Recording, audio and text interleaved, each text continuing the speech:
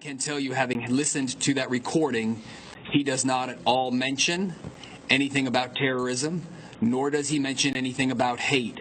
It is the outcry of a very challenged young man talking about challenges in his personal life. In 2018, Don, and there's no repercussions whatsoever for black women, black men to be killed at the hands of police is maddening.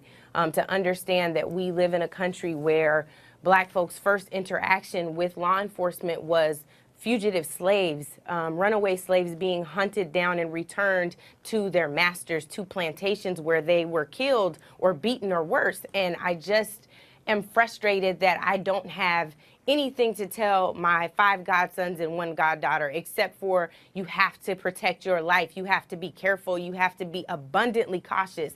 And it's just not right. That I don't care what anybody says, the fact that even we were just talking about the NRA, the fact that there are some lives they protect, some people they go hard in the paint for, and others they turn a blind eye to. I am tired of the hypocrisy in this country, and I'm eager for us to see real justice with real results. It is high time, it's overdue, and I'm sick of it. Okay. Career criminal, disrespectful. Were these terms used to describe evil white criminals who massacred their fellow Americans, or were these terms used to describe unarmed black men and children who were killed at the hands of police? Wait, hold on, what about these terms? Troubled child, nerdy, quiet boy, unemployed kid, clean-cut American, boy with dry-witted humor. So what about those terms? Were they used to describe white terrorists or black victims?